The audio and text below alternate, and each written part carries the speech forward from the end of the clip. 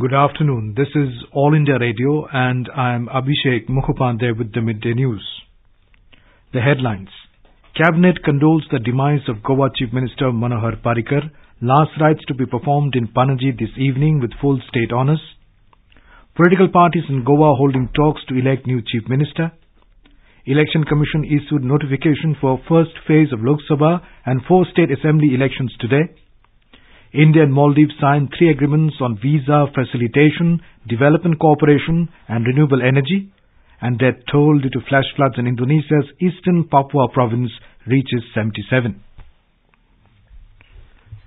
The final rites of Goa Chief Minister and former Defence Minister Manohar Parrikar will be performed in Panaji today with full state honours. He passed away yesterday after prolonged illness. Mr. Parrikar's mortal remains were kept at the state Bharatiya Janata Party headquarters in Panaji earlier today. Union Ministers Nitin Gadkari and Shripad Naik and MP Narendra Savaikar and other senior BJP leaders paid the last respects to the departed leader. The mortal remains are now kept at the Kala Academy, Panaji, for the public to pay the last respects to Mr. Parrikar. The final rites will be held near Miramar Beach this evening. People have gathered in large numbers to catch a glimpse of the beloved leader. Tight security and traffic arrangements are in place. As a mark of respect to Mr. Parrikar, the centre has announced national mourning today. The national flag will fly at half-mast across the country. In Goa, 7-day state mourning will be observed from today till 24th March. Prime Minister Narendra Modi and BJP President Amit Shah will arrive in Goa to pay the last respects to Mr. Parrikar.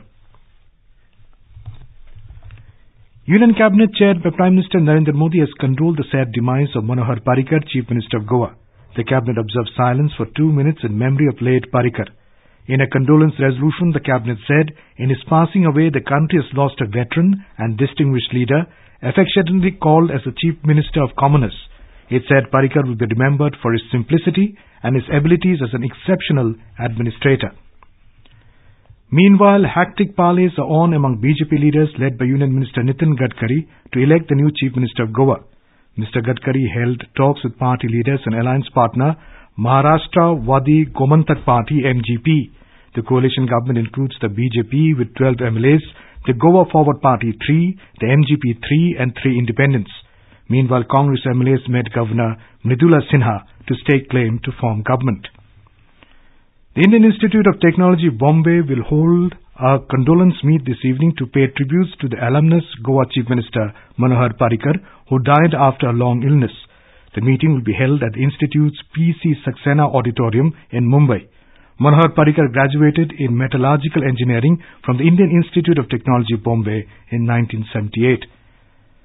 The Election Commission today issued a notification for the first phase of Lok Sabha polls. 91 parliamentary constituencies spread over 20 states and union territories will go to polls in this phase.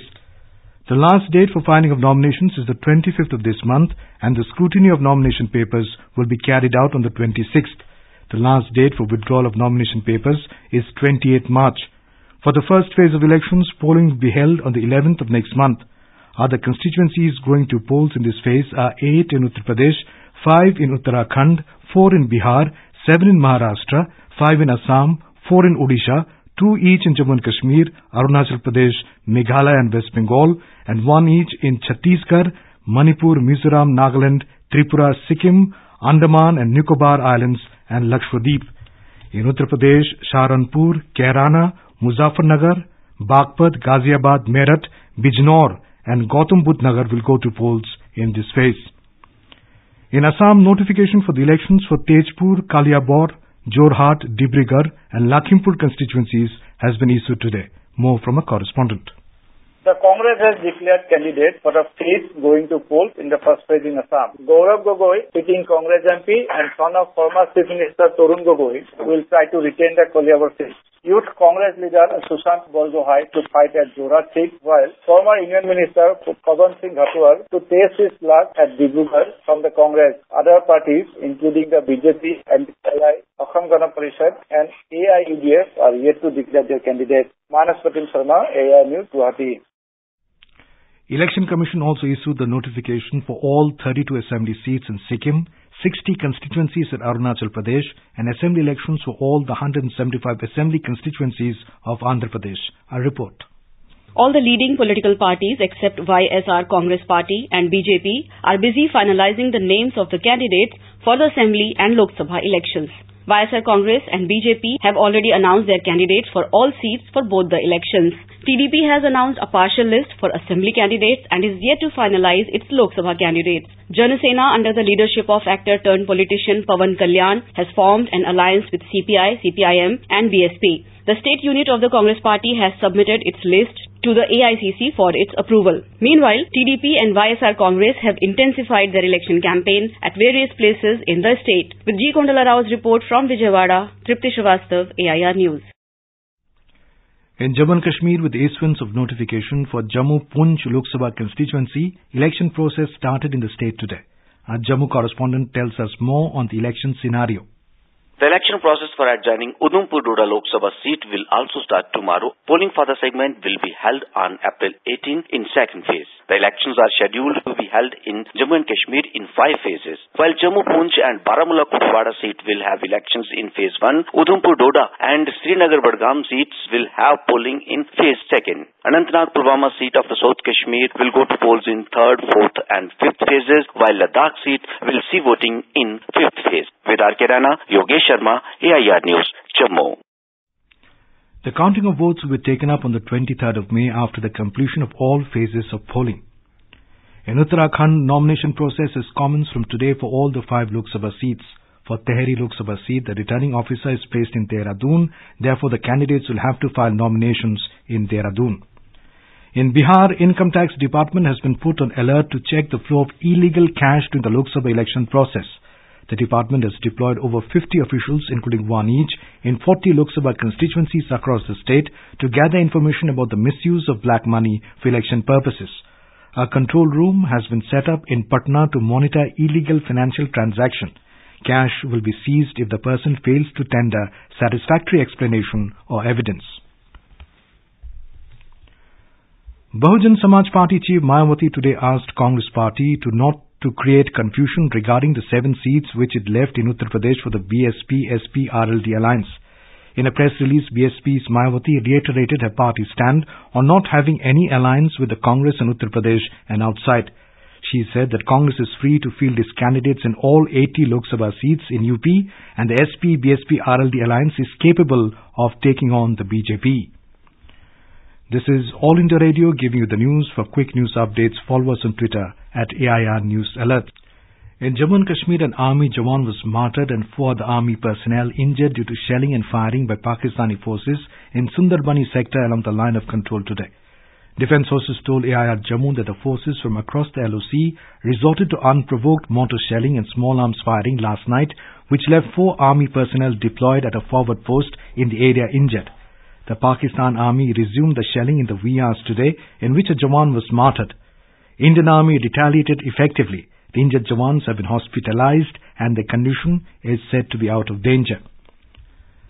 In Chhattisgarh, 2 Naxals were arrested from Dantewada district after an encounter between security forces and ultras yesterday.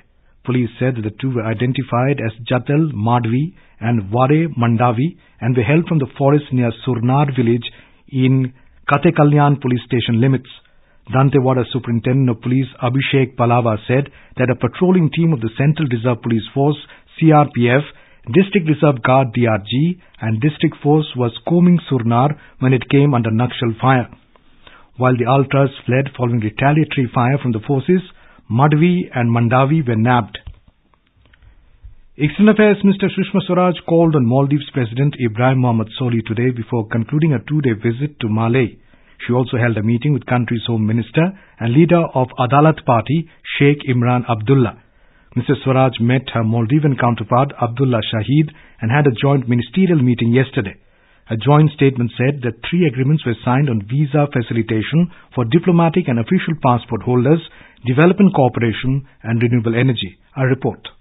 A joint statement issued at the end of visit reiterated India's neighborhood first and Maldives India first policy for further strengthening and deepening of bilateral relationship. Mrs. Swaraj reiterated that India attaches high importance to its relationship with Maldives and stands ready to support in its socio-economic development. Both sides agreed on peace and security in Indian Ocean region and to enhance regional maritime security. Maldives government underlined that it would remain sensitive towards India's security and strategic concerns. This marked a big shift from previous government, during which bilateral relations had taken a beating. Santosh Kumar for AIR News from Colombo. India has decided to divert 3 Indian naval ships to the port city of Beira in Mozambique to provide humanitarian assistance to the people affected by tropical cyclone Idai. External Affairs Ministry in a release said the ships will provide relief materials in the form of food, clothes and medicines. 3 medical practitioners and 5 nurses will provide immediate medical help. In 2017, India had provided $10 million to Mozambique for food grains after the country suffered food shortage due to natural calamities. In Indonesia's eastern Papua province, flash floods have killed at least 77 people. This was announced by the disaster agency today as it raised the death toll from 58. More than 3 dozen people remain missing while scores have been injured in the disaster triggered by torrential rain and landslides. In Asian Youth Athletics Championships in Hong Kong, boys medley relay team won a gold medal for India on the final day to help Indian youth team finish second in the overall medals tally with a total of 26 medals, including 8 gold, 9 silver and 9 bronze medals. China topped the overall medals tally with 31 medals that included 12 gold, 11 silver and 8 bronze medals, and Japan finished third with 20 medals that included 6 gold, 8 silver and 6 bronze. The News Services Division of All India Radio in its weekly bilingual live phone-in program Public Speak Tonight will bring a discussion on voter awareness, key to strong democracy. The participants are Deputy Election Commissioner Umesh Sinha and former Chief Election Commissioner Dr. S.Y. Qureshi. This can be heard on FM Gold channel and additional frequencies from 9:30 p.m.